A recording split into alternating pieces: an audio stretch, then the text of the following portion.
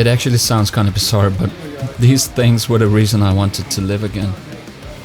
And to fully understand why, let me take you back to where it all began.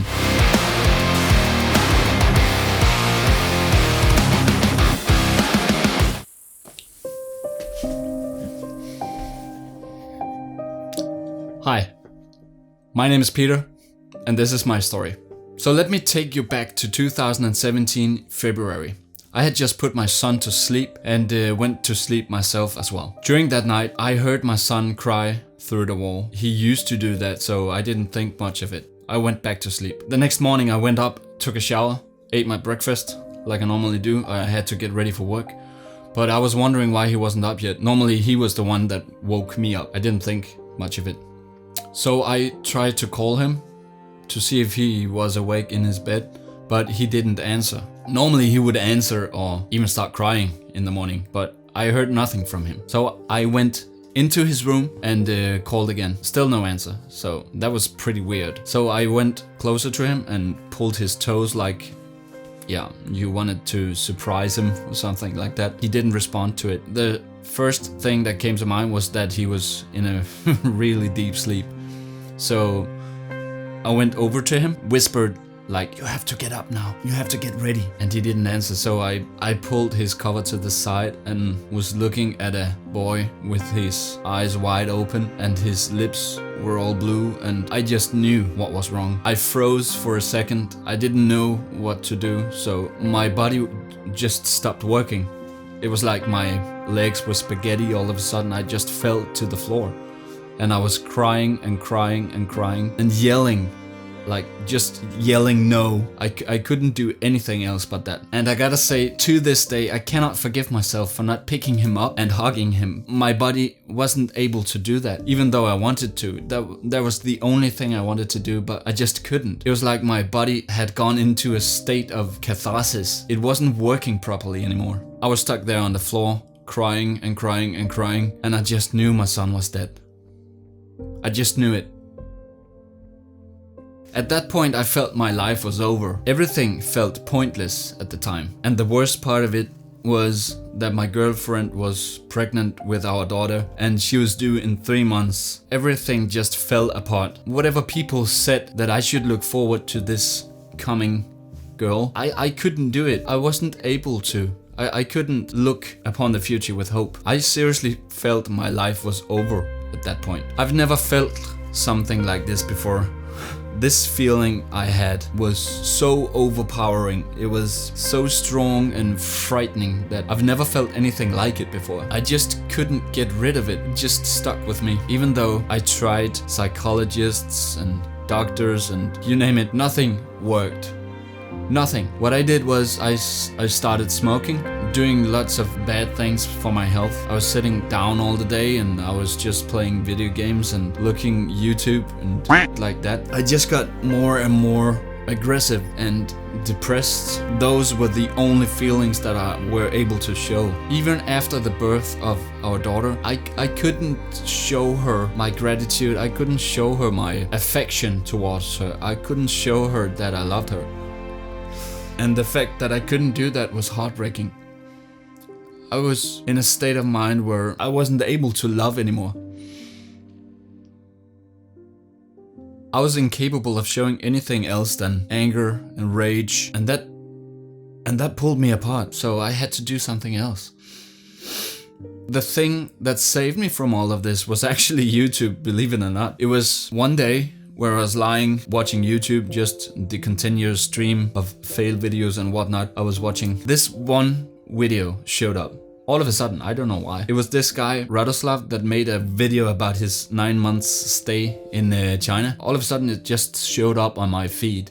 So I watched it and I was blown away. I knew this was it. I had to do something like this for myself. I knew I had to go train Kung Fu and Tai Chi and Qigong in China. I had to leave all this behind. Even though I had my daughter, I needed to focus on myself and my healing before I could be able to love her and love myself again. And for that, Ratty, I'm eternally grateful that you made this video. I'm pretty positive that video saved me.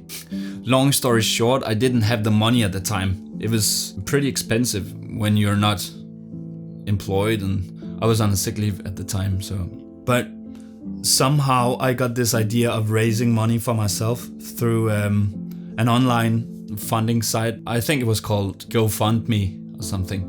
And this thing blew me away. My friends, my family, and even people I didn't know was giving me their money just so I could get my life back, just so I could get on this trip to China and train for 4 months. It was unbelievable. I ended up raising nearly 33,000 kronas, which is the equivalent of around 4,800 American dollars. A whole lot of money. So that campaign made it possible for me to go to China. I'm seriously grateful for all you people and all those heartwarming feelings and thoughts you gave to me, and thank you so much. You guys made this possible for me, so I'm eternally grateful.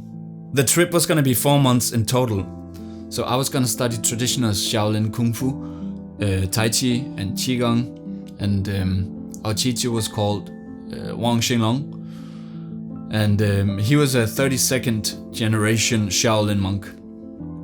And boy, he was authentic, I can tell you that much. And I'm so grateful that I had this opportunity to train under him. So, 谢谢 Sifu.